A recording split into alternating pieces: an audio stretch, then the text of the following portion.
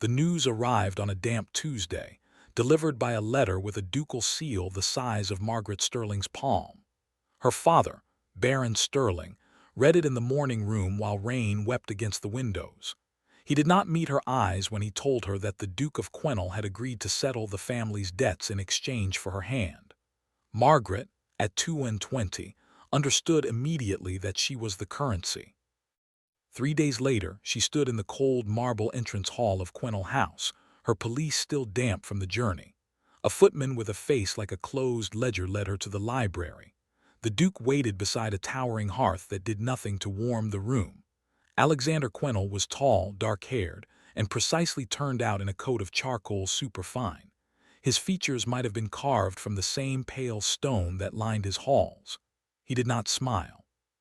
He did not bow beyond the barest inclination of his head. "Miss Sterling," his voice was polished ash, "I trust your journey was tolerable." "Perfectly, your grace." She curtsied without flourish, her spine a straight line of quiet defiance. He did not invite her to sit. Instead, he walked to the window, hands clasped behind his back, and spoke to the gray London sky as if rehearsing a parliamentary address. "I will be plain. My estate requires an heir. I require an heir. Once you have delivered a healthy son, you will have the freedom you desire. We need never meet beyond what duty demands. You will have a generous allowance, your own establishment, and no obligation to share my society. I am not a man who pretends to romance." Margaret's heart became a small, tight fist beneath her ribs. She had not expected tenderness, but the clinical cruelty of the arrangement struck deeper than any insult. She thought of her father's grateful, watery eyes. She thought of her mother, long dead, and the worn velvet of her childhood bedchamber. Then she lifted her chin. "I understand the terms, your grace. I shall endeavor to fulfill my part of the contract with efficiency." The word contract hung between them, deliberately chosen. The Duke turned. For the first time, his gray eyes swept over her face with something beyond assessment, a flicker of surprise, perhaps, that she had not wept or simpered. "You accept without objection." "Would my objection alter your terms?" A pause. "No." "Then I see no advantage in wasting words. I shall do my duty, and then I shall be free of you as you wish." That night, alone in a grand guest chamber that smelled of beeswax and old roses, Margaret allowed herself exactly 10 silent tears. Then she dried her cheeks and studied her reflection in the glass. Her brown hair was unremarkable. Her features were pleasing enough, but it was her eyes, steady, watchful, intelligent, that held her attention. She would not break. She would give this cold man his heir and then build a life behind walls he would never be invited to breach. The wedding at St. George's, Hanover Square, was a lavish affair devoid of warmth. The Duke repeated his vows with mechanical precision. Margaret answered clearly, her voice carrying to the back of the pews where the ton watched with avid curiosity. At the wedding breakfast, she received congratulations with calm grace, nodding which matrons whispered behind their fans and which gentlemen smirked. The Duke did not look at her once during the meal. Their wedding night passed in the dark. He came to her chamber, silent and brisk, and she endured it with her eyes fixed on the canopy overhead. Afterward, he murmured something that might have been an apology and left her alone in the rumpled sheets. She did not weep. She counted the carved rosettes on the ceiling until dawn. 6 weeks later, when the physician confirmed her pregnancy, Margaret received the news with a complex surge of emotion, fear, relief, and a fierce, unexpected love for the tiny life taking root inside her. She informed the Duke via a note delivered by his valet. He replied in an equally brief missive expressing his satisfaction and reiterating his promise of future independence. Margaret folded his letter neatly and placed it in a drawer. She would bear his son, but she would not allow this man to own her spirit.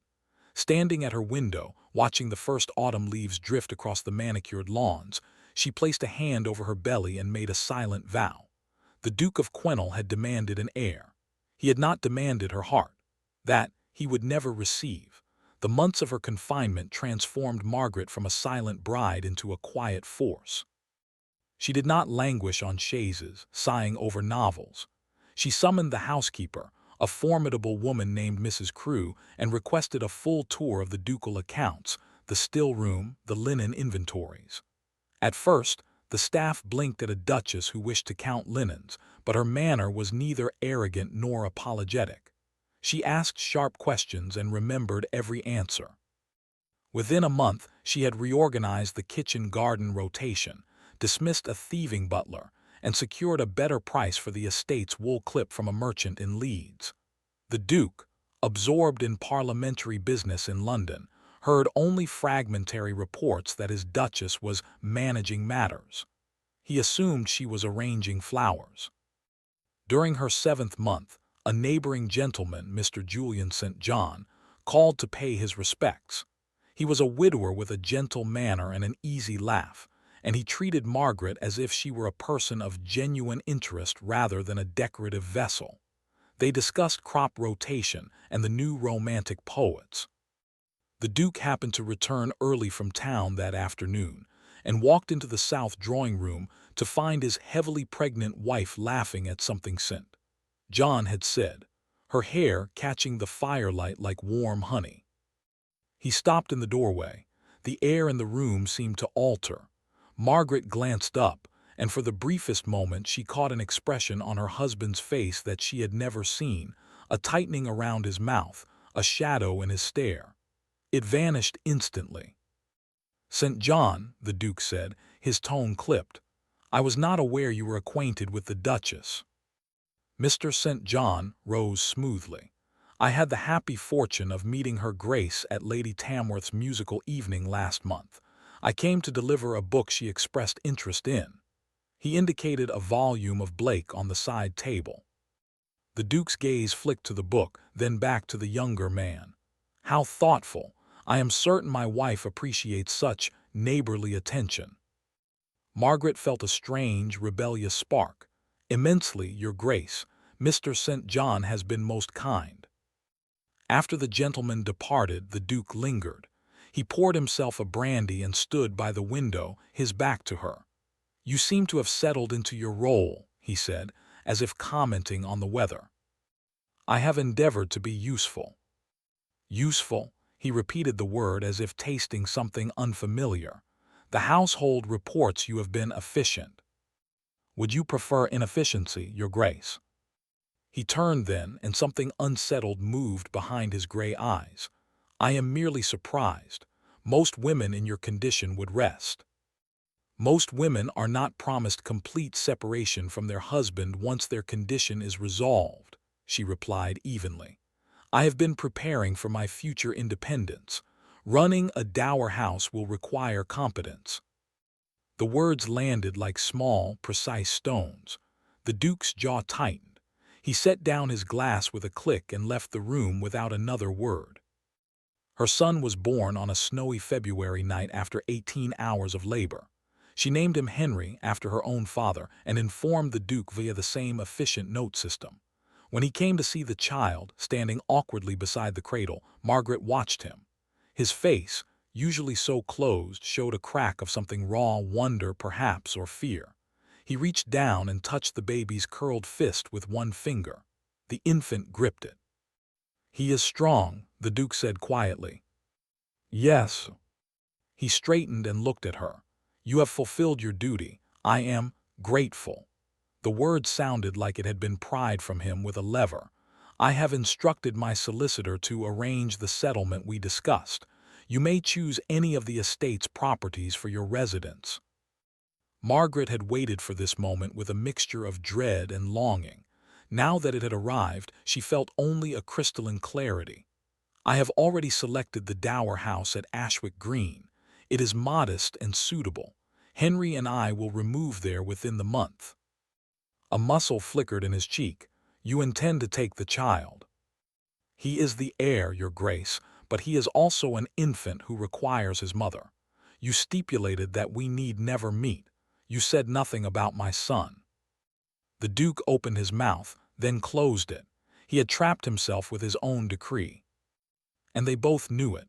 "Very well," he said, the words scraped raw. "As you wish." Margaret rose from the nursing chair. her body still aching from childbirth, and curtsied with perfect formality. "I thank you for your consideration, Your Grace. You may expect my removal by the 30th. 3 weeks later, a plain carriage carried Margaret, her infant son, and a nursemaid to the ivy-covered dower house at Ashwick Green. The April air smelled of wet earth and new leaves. She stood on the threshold of her small, sunlit hall and breathed deeply. Freedom, she discovered, tasted not of triumph but of a strange, hollow ache she resolved to ignore. Behind her, in the vast gilded cage of Quennell House, the Duke sat alone in his library, staring at a half-written letter that he could not bring himself to finish. Summer bled into autumn, and the Duke of Quennell discovered that solitude, when it was not chosen, became a peculiar form of torture. His grand house, once a sanctuary of order, now echoed with absences. The nursery stood empty, its pale blue walls reproaching him. The morning room where Margaret had sat with her account books remained still, the air undisturbed.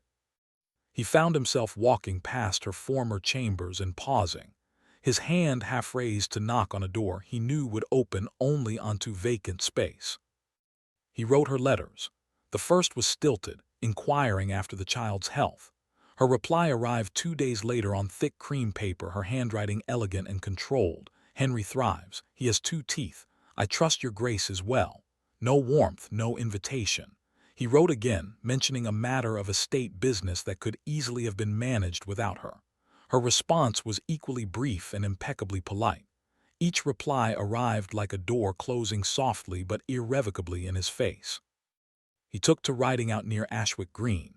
He told himself he was inspecting tenant farms, but his gelding always seemed to find the lane that curved past the dower house. Through the hedge he glimpsed her garden, roses blooming in a wild profusion she had encouraged, a far cry from the formal parterres at Quennell. He saw her walking with Henry in her arms, the boy's fat fingers tangling in her hair.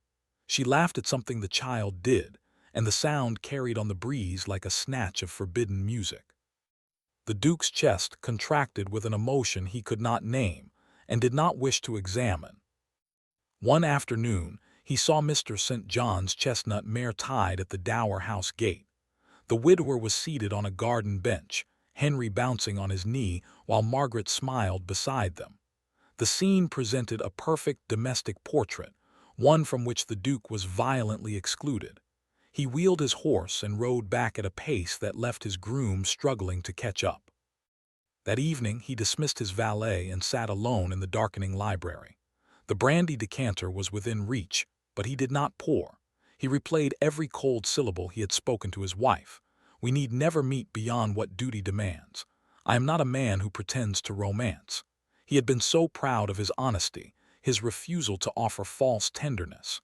Now he understood that he had simply been a coward, unwilling to risk the vulnerability that genuine feeling required. A week later, a letter arrived from Margaret, different from the others. It informed him that Mr. St. John had proposed marriage and that she was considering her answer. The ink seemed to burn his fingers. She was writing not to ask permission. She owed him none under their arrangement, but to inform him that his son might grow up calling another man Papa. The Duke did not send a reply. He ordered his carriage and arrived at Ashwick Green after dark, his boots crunching on the gravel drive. A startled maid opened the door, and he strode past her into the small, candle-lit parlor. Margaret rose from her chair by the fire, a shawl wrapped around her shoulders, her expression shifting from surprise to guarded composure. "Your Grace, this is unexpected." "I will not allow it." His voice was hoarser than he intended. Her eyebrows lifted. "You will not allow. You forfeited the right to allow or disallow anything the moment you told me our marriage was a transaction." He stepped closer, and in the firelight the proud Duke of Quennell looked less like a monument and more like a man barely holding himself together. "I was a fool.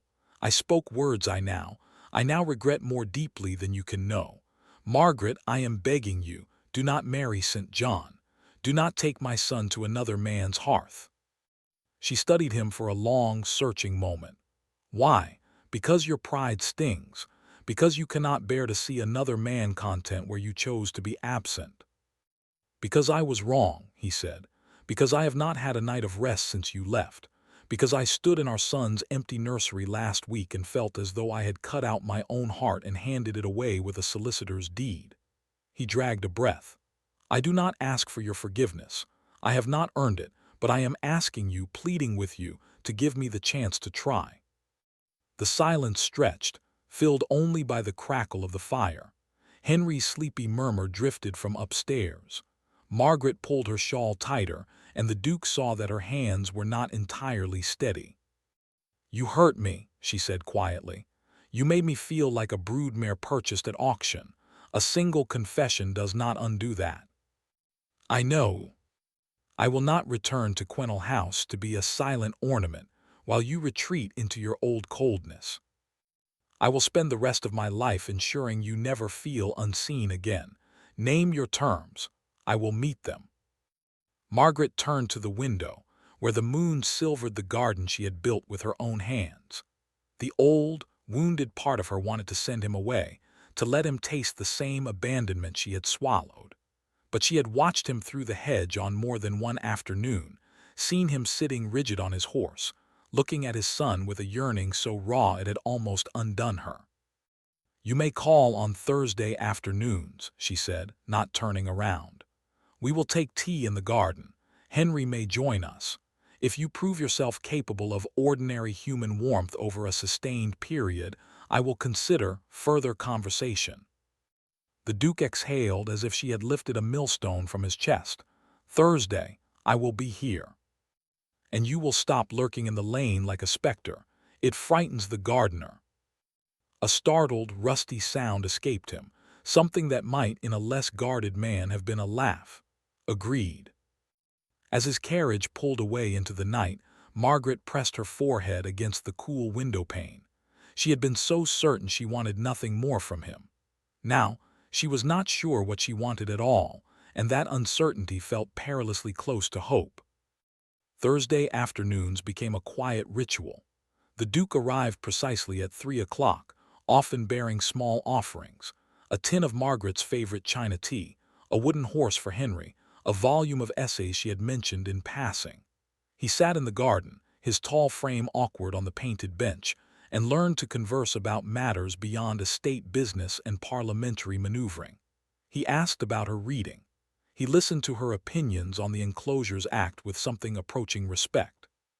He held his son with increasing confidence, and Margaret watched the ice behind his eyes thaw into a hesitant warmth that looked almost painful in its unfamiliarity.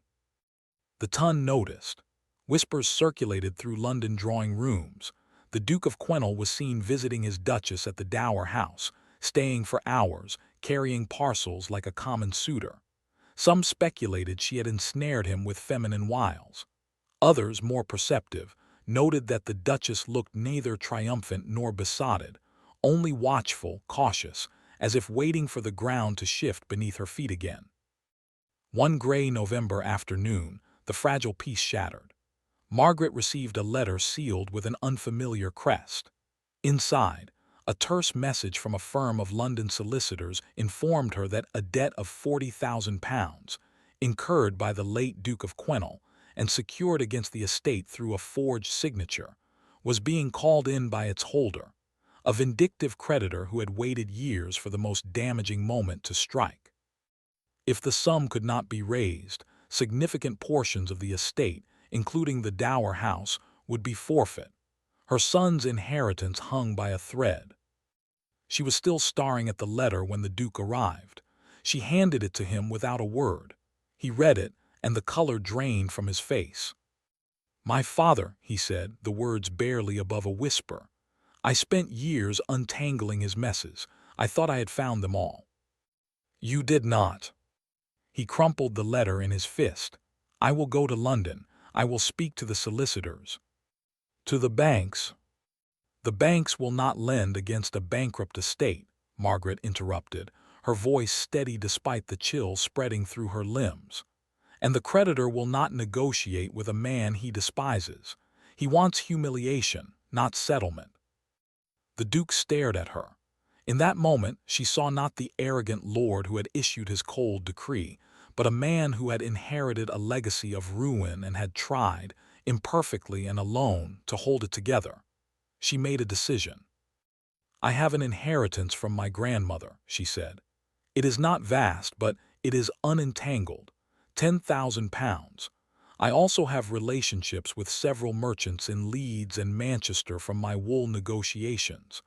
They might be persuaded to form a syndicate to buy the debt at a discount if we offer a reasonable return." He shook his head.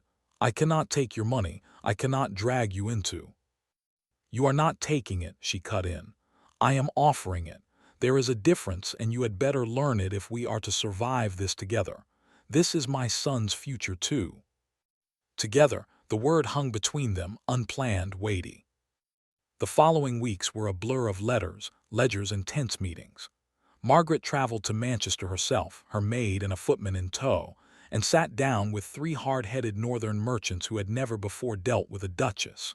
She spoke their language: margins, yields, trust deeds, and she did not simper.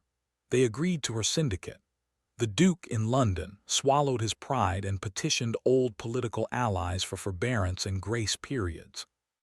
He stood in crowded anterooms for hours, endured condescension, and returned each evening to his townhouse to write Margaret a detailed letter of progress and setbacks. The crisis abated just before Christmas. The creditor accepted the syndicate's offer, the estate was secured, and the Duke's name, while tarnished, survived the scandal without complete ruin. The Ton, which had expected a spectacular collapse, murmured with grudging admiration for the Duchess, who had apparently a head for figures. On a snowy evening 2 days before Christmas, the Duke found Margaret in the library at Quennell House, where she had returned to oversee the final documents.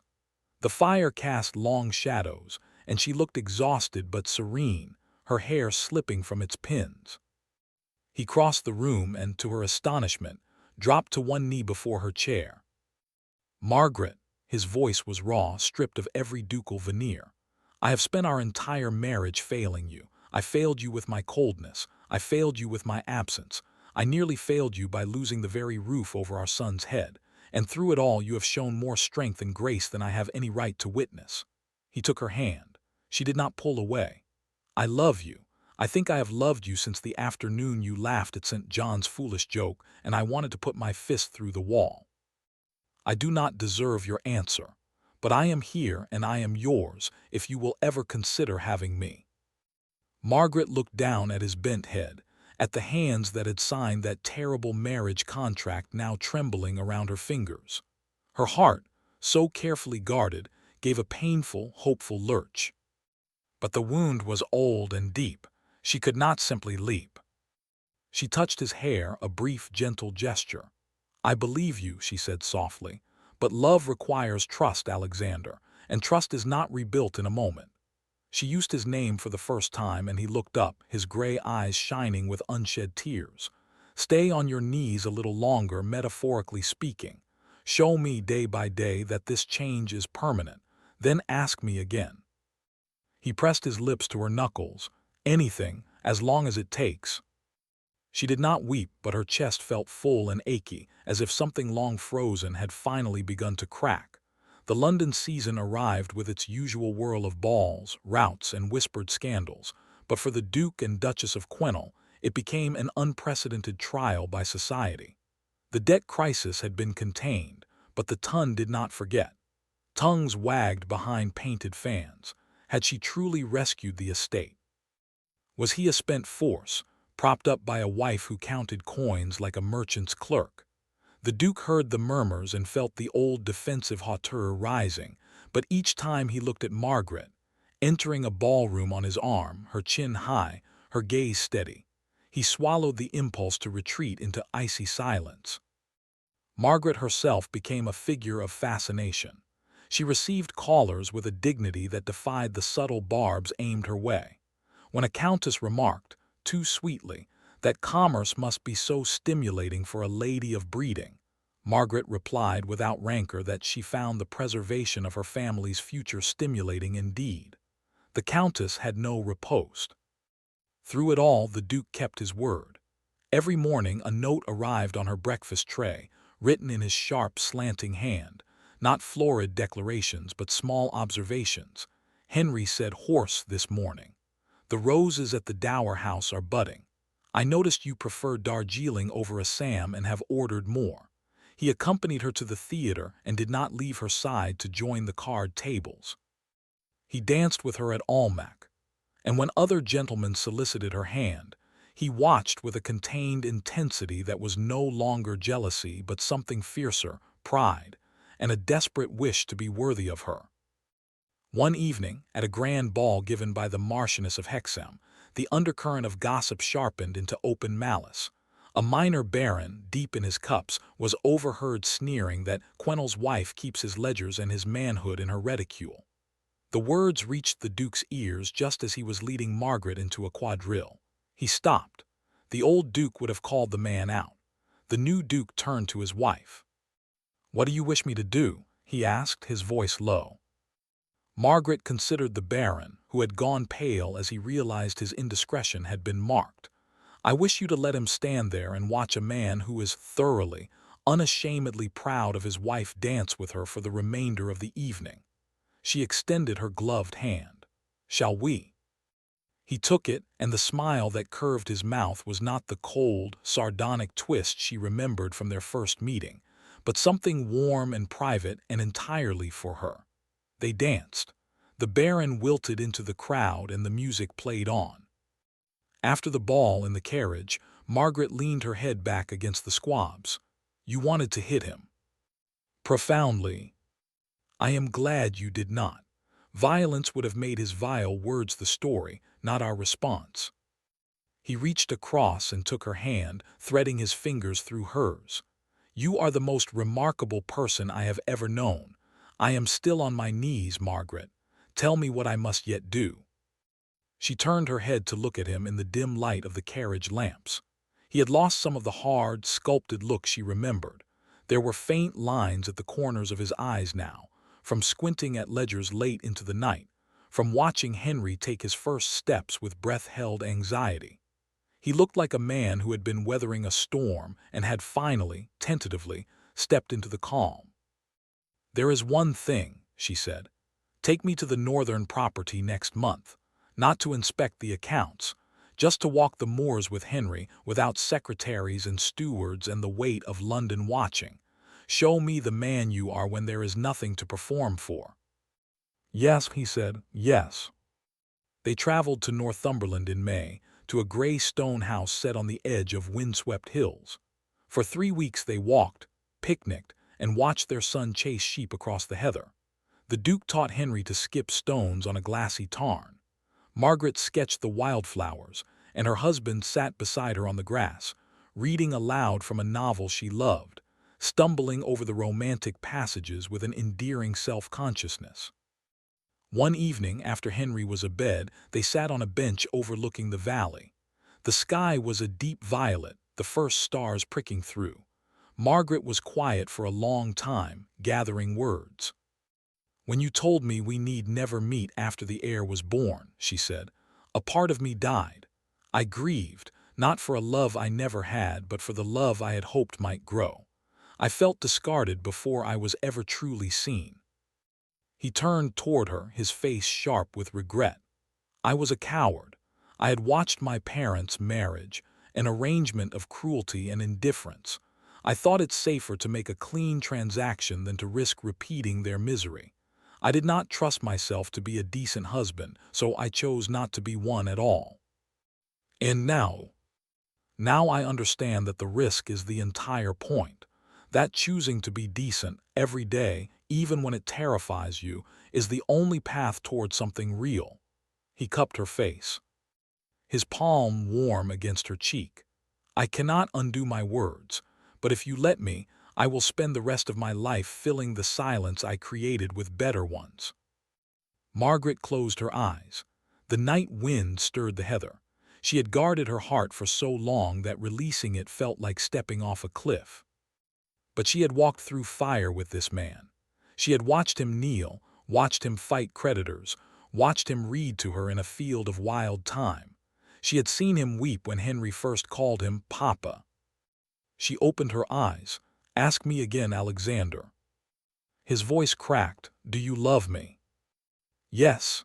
The word left her lips softly, finally, a key turning in a lock she had kept fastened for 2 years. "I love you. I have loved you for longer than I wanted to admit. I love the man you have chosen to become." He kissed her then, not the perfunctory brush of a wedding night years ago, but a kiss that held all the hunger and tenderness of a man who had learned, at last, what it meant to cherish. She returned it with equal fervor, her hands sliding into his hair. When they drew apart, he rested his forehead against hers. "I will never give you reason to regret those words." "I know," she said and smiled. "You would not dare." Their return to London that autumn felt different. The house on Berkeley Square, once a mausoleum of cold formality, began to warm. Margaret rearranged the drawing-room furniture to encourage conversation rather than display. She invited people she genuinely liked: bluestockings, reform-minded gentlemen, artists, and the Duke discovered that he enjoyed listening to debates about canal engineering and the abolitionist movement far more than the stale gossip of his old circle. He still wrote her notes every morning. He still sought her opinion on every significant estate decision, and he took a particular, almost fierce pleasure in public displays of partnership. At a charity bazaar, he carried her parcels without a hint of self-consciousness. When a matron commented that the Duke seemed quite domesticated, he replied smoothly that he considered it the highest compliment of his life. Their son Henry grew into a sturdy, curious boy who adored both his parents with equal fervor. The Duke taught him to ride. Margaret taught him to read. They dined together as a family whenever possible, a practice that scandalized the old guard but delighted their staff, who had never seen a ducal nursery so full of laughter. Despite this newfound contentment, the shadow of the late Duke's misdeeds still stretched long. Margaret knew there were chapters of the Quennell history that Alexander had never fully opened to her. She did not press. She trusted that when he was ready, he would speak. The summons from the Prince Regent arrived in late November, embossed with the royal crest and couched in language that was politely menacing. The Duke read it at the breakfast table and went very still. "What is it?" Margaret asked. "There is a man at court, Lord Halstead, who served with my father in his youth. He has been nursing a grudge for decades. It seems he has chosen this moment to air it." He passed her the letter. "He claims to possess documents proving that my father committed a crime far graver than gambling. He intends to present them before the Regent and the Privy Council, and he demands that I answer for the sins of my bloodline." Margaret's stomach tightened. "What crime?" The Duke's jaw worked. "My father had a daughter before he married my mother, a child with a tenant farmer's wife. When the woman came to the estate seeking support, he had her turned out. The child was sent to a foundling hospital. She survived, but barely. Halstead has tracked her down. He plans to parade her before the court and expose the old Duke's cruelty as a stain on our family name. He wants to see the Quennell title stripped." Margaret set down her teacup with a precise click. "Then we will go to court, and we will not cower." "Margaret, the scandal." "The scandal belongs to your father, not to you. You have spent years atoning for his debts. Have you not also atoned for his cruelties by being the opposite of him in every way that matters? We will meet this half-sister if she is willing. We will offer her the recognition she was denied, and we will face Halstead together." He stared at her, a muscle working in his throat. "Do you never tire of rescuing me?" "I'm not rescuing you. I'm standing beside you. There is a distinction, and I believe we discussed it at length." Her smile was wry but steady. "Finish your eggs, Alexander. We have a strategy to devise." James's palace in December was a study in cold grandeur. The crimson and gold chamber where the Privy Council met shimmered with candlelight and barely contained malice. Lord Halstead, a reedy man with a face like a clenched fist, presented his case with oily satisfaction. He produced a frail woman in her 50s, Mrs. Ann Beckett, who stood with the rigid posture of one who had endured too much to be broken by a roomful of aristocrats. She was the late Duke's illegitimate daughter, he declared, cast out by a monster who had worn a ducal coronet. Her existence, he argued, proved the Quennell bloodline was irredeemably corrupt, its current holder unworthy of his seat. The council members murmured. The Prince Regent, corpulent and inscrutable, watched from beneath heavy lids. Eyes turned to the Duke of Quennell, who stood at the center of the room with his Duchess at his side. Alexander stepped forward. His voice, when he spoke, was clear and unwavering. Lord Halstead is correct in his facts. My father committed a grievous wrong against Mrs. Becket and her mother. I learned of this only recently, and I have no defense for the man who sired me. He was a spendthrift, a bully, and a coward. I have spent my adult life attempting to repair the damage he inflicted on our estate and our name. He turned to face Mrs. Becket directly. Madam, I cannot restore the years you lost. I cannot undo what was done in the name of my family. But I can offer here and publicly the recognition and provision that were cruelly denied you. If you will accept it, you have a home at Quennell House, an income of your own, and the acknowledgement that you are, by blood, my sister. A ripple of shock passed through the chamber. Halstead sputtered that this was mere theatrics, but Mrs. Becket, who had been staring at the Duke with an expression of guarded disbelief, spoke for the first time. I never wanted a spectacle, she said, her voice rough but dignified. I wanted to know if the son was the same as the father. I have watched you these past months, your grace. I have seen how you treat your wife, how you speak of your child. You are not the same. She looked at Halstead with something close to contempt. This man has used my suffering as a weapon. I will not be his ammunition any longer. The council's mood shifted palpably. Halstead's attack collapsed into petty vindictiveness. The Prince Regent, with visible reluctance, declared the matter beneath the dignity of the crown and dismissed the assembly with a vague commendation of family reconciliation. In the corridor afterward, Margaret found her hand clasped tightly in Alexander. He was trembling, though his face remained composed. You did well, she said. I meant every word. She will come to Quennell if she wishes. I will set aside funds for her. I know. He turned to her, and in the dim corridor with courtiers drifting past like curious ghosts, he cupped her face in both hands. I was a cold, arrogant fool the day I told you we need never meet after an heir was born. I rued those words before I understood why. Now I understand entirely. His thumbs brushed her cheekbones. You are not merely my wife or the mother of my son. You are the architect of the man I have become. Every cold syllable I spoke that day, you transformed into a lesson I will never forget. Margaret's eyes stung, but her voice was steady. Then I suppose my work here is done. Never, he murmured and kissed her forehead. It has only begun. 5 years later. The gardens at Quennell House had been transformed. The rigid formal parterres that once marched in stiff lines had been softened by Margaret's hand into sweeps of lavender and rambling roses, with winding gravel paths that invited wandering. On a warm July afternoon, the Duke of Quennell walked one of those paths with his wife's hand tucked into the crook of his arm.